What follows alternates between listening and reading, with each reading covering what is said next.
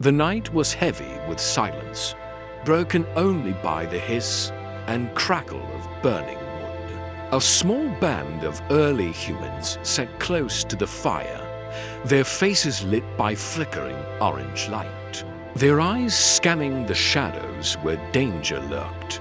Beyond the circle of warmth, the wilderness stirred low growls in the distance, the rustle of unseen movement. Every sound was a question, every shadow a threat. Here, words did not yet exist, only glances, gestures, and the pounding of hearts held.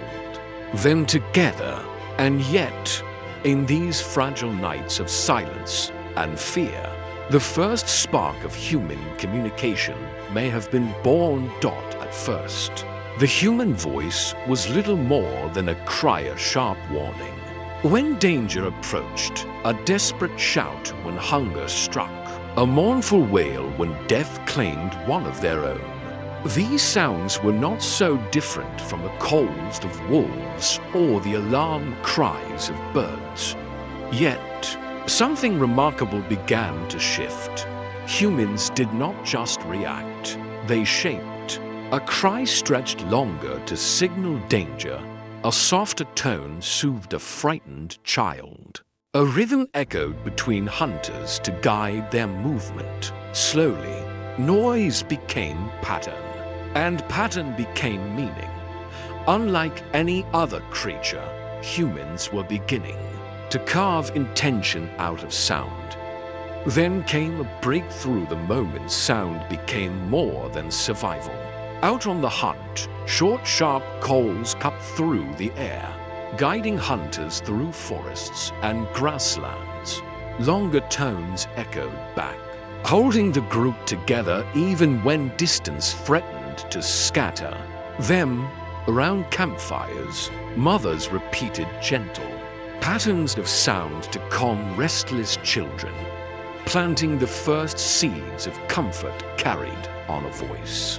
What began as instinct grew into something deeper, a shared rhythm that bound individuals into a single heartbeat of community. With voices uniting them, humans were no longer just prey hiding in the dark. They were a force, stronger together, able to face predators and the world beyond. Those first whispers were fragile, almost fragile enough to vanish in the night air. Yet they carried something greater than sound. They carried memory. A child repeating her mother's call could echo the voice of a generation before, stitching the past to the present. These early tones became threads of identity, binding families, clans, and eventually entire tribes. From them would grow gestures, markings, and symbols, each a step closer to the language we know today. As the fire sank into embers, the camp fell into silence, but the faint hum of shared voices lingered.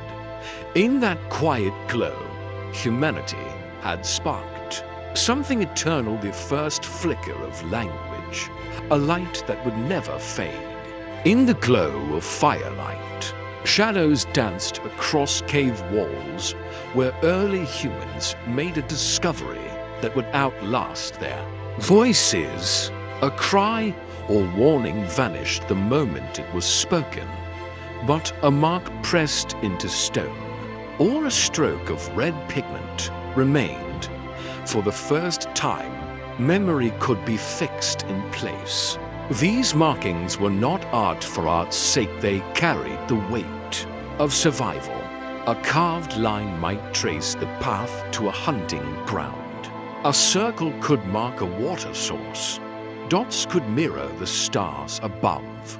Each scratch and symbol was more than decoration.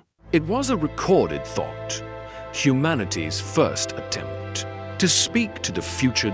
Deep inside the earth, where daylight never reached, humans began telling stories without sound. In the caves of Chauvet in France, horses, lions, and mammoths ran across the walls. drawn in charcoal and ochre more than 30,000 years ago. Far to the south, in Blombos Cave, carved lines etched into ochre blocks hinted at an early code, simple yet deliberate.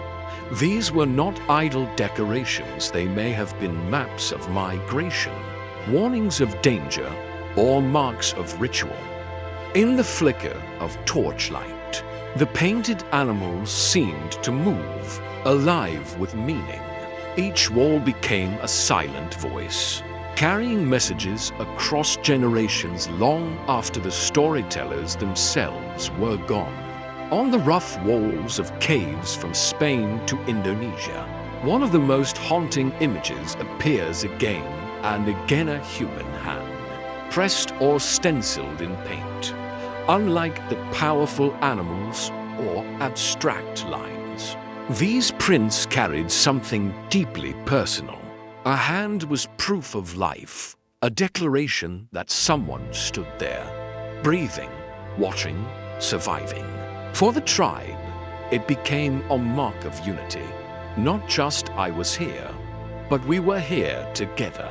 Generations later, new hands joined the old, linking ancestors to the living in a chain of belonging. Even the smallest prints, made by children, spoke of shared identity of a community bound not just by survival, but by memory. In the flicker of firelight, a child stretches out a small hand and presses it against the cold surface of stone. Pigment blown across fingers stains the wall, fixing that moment forever. Long after the laughter, the hunts, and the hardships fade, the mark remains. This was more than a signal, it was the first human reach for immortality. Each imprint carried pride, grief, and quiet lessons, a way of saying to those yet unborn, remember us. Over time, these walls became sacred, transformed into living archives where symbols preserved memory, and where stories endured long after the storytellers had turned to dust. Symbols carved and painted into stone did more than decorate, they became a bridge across generations. With them, hunters learned from the past, travelers followed safe paths, and entire communities shared wisdom without speaking a word. These marks carried lessons forward, stitching survival into memory and memory into culture.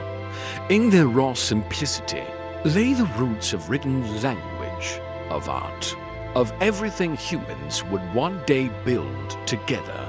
And when we look at those handprints, those lines, those dots, they are not silent at all.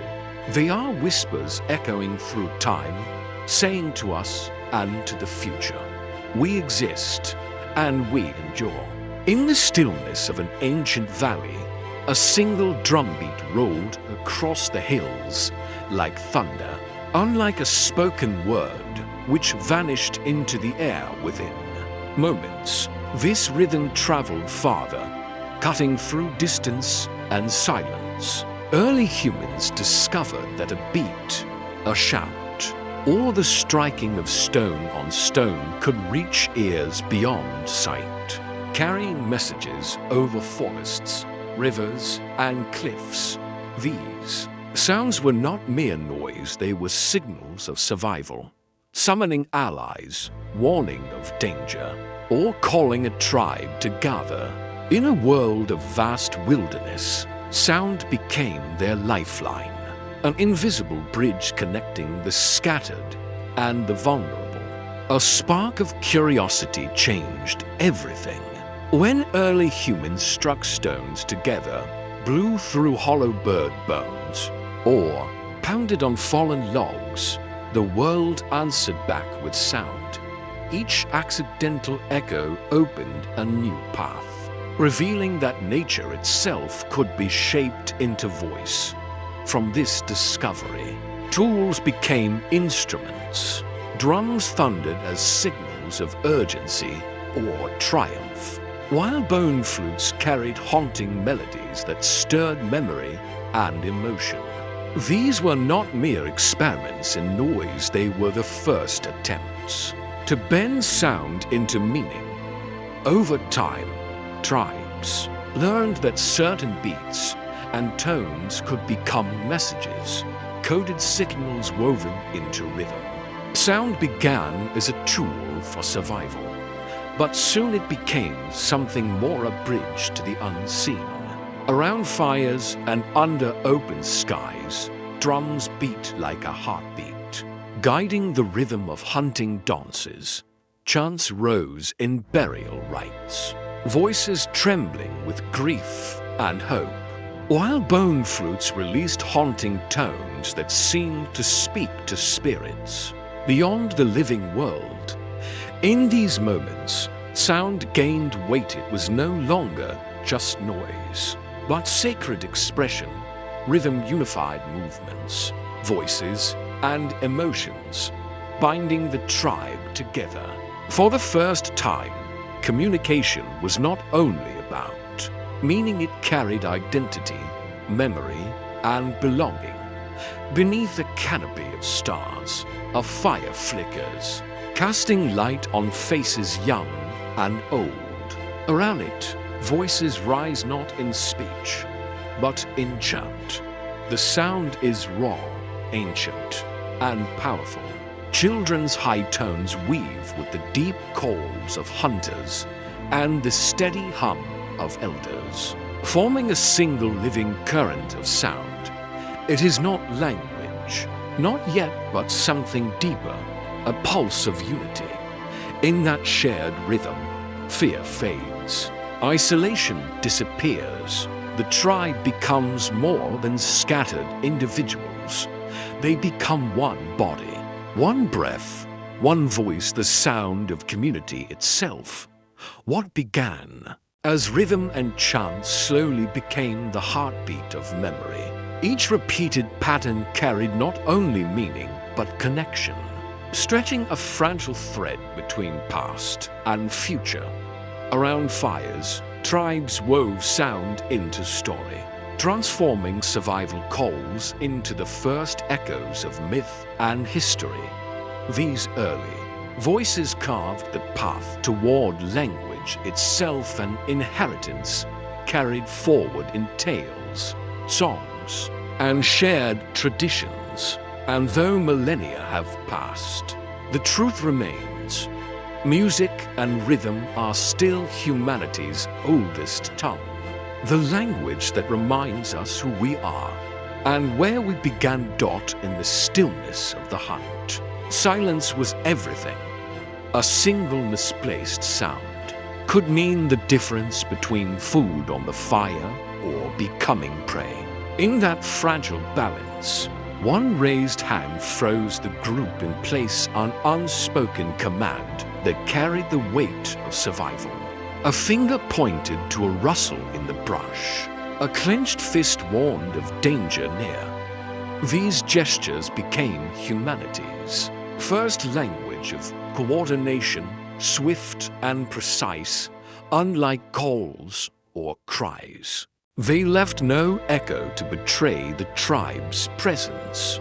In these silent signals lay the earliest groundwork of communication, a language born from necessity. The cave is quiet except for the faint crackle of fire. A mother cradles her child, placing a hand over her heart, then outward a silent promise of safety. The infant calms without a sound. Outside, hunters gather. Their leader lifts an arm, and the group halts as one. A pointed finger guides direction. A clenched fist commands stillness. Around the hearth, raised palms ask for patience. Open hands offer peace. Gestures cut through noise, shaping trust and order. Everyone shared the same signals, the same rules. In silence, hands became voices, weaving unity long before words ever existed. Around the fire, movements grew bolder. A lifted hand was no longer just a signal, it became part of a dance. Feet struck the earth in rhythm, retelling hunts, migrations, and the triumphs of ancestors. Every sway and leap carried a memory across painted bodies. Ochre and ash marked identity, strength, or the shadow of battle to come. Feathers bound in hair, shells rattling at the waist, bones carved into talismans, each object carried meaning beyond survival. These signs could be worn, carried, passed down. What began as fleeting gestures now became lasting symbols, shaping culture itself, binding people through shared expression and story.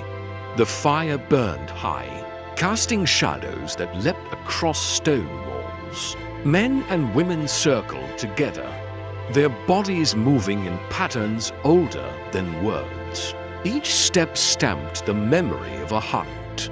Each turn warned of dangers that once stalked their ancestors. Arms stretched skyward to honor spirits, while crouched movements replayed struggles for survival. Children sat wide-eyed at the edge, absorbing history without a single word spoken. In the rhythm of feet and the sweep of hands, knowledge endured.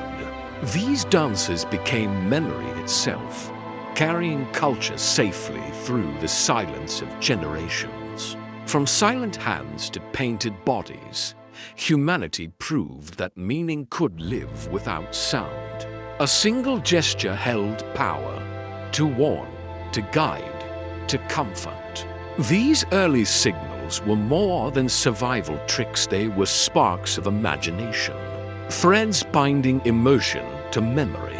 In their rhythm, the foundation of language took shape, promising stories yet to be told. Even now, every spoken word carries a shadow of those beginnings, echoing the first raised hands and symbols that once spoke louder than any voice. In the dim glow of a fire, a child turned at the sound of her parents' voice. It was not just noise, it was recognition, a call that carried meaning, a name that bound her to the world around her.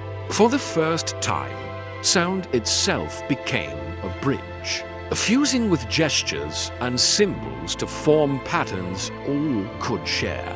Words rose like sparks in the dark, transforming survival into connection. The first step across the threshold of language was quiet, yet it changed humanity forever. The spark of language did not appear by chance. Within the human skull, the brain was quietly reshaping itself. The neocortex expanded, unlocking memory and imagination, while Broca's area prepared the mouth and tongue for structured speech. Fossils whisper this story, tools carved with precision, ochre marked with symbols, hints of thought moving beyond survival. As Homo sapiens journeyed across continents, their voices fractured into countless tongues, each carrying the weight of identity and belonging. Yet beneath the differences lay a single gift: language. It turned scattered hunters into planners, strangers into allies, and teachers whose words proved stronger than any spear or flame. Words soon grew heavier than mere warnings. They became vessels, carrying memory and identity across time.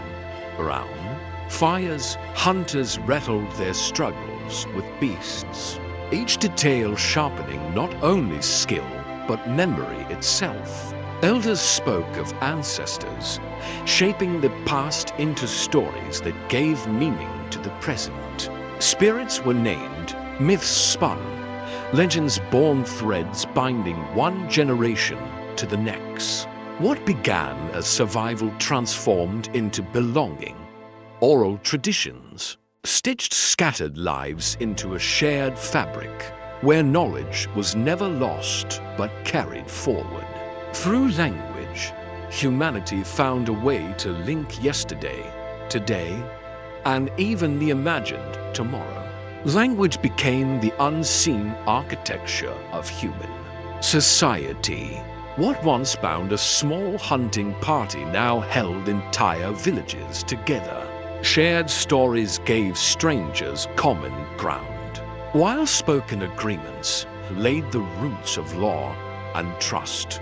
Words carried promises, settled disputes, and coordinated labor on scales no gesture or drumbeat could achieve. Thousands of individuals, once scattered by wilderness, could now unite as one people with a single purpose. Without words, there could be no cities, no rituals, no civilizations, only silence. With them, humanity began building a future larger than any single life. The whispers of the Stone Age still linger in every word we share today. When we speak, sing, or tell stories, we carry the echoes of hands raised in silence, of drumbeats, rolling through valleys, of symbols painted on stone. Language is more than sound. It is the living thread that binds us to those who first sought connection in a dangerous world. Every syllable is a memory preserved, every story a bridge across time. Language is not merely a tool, it is the living memory of who we are.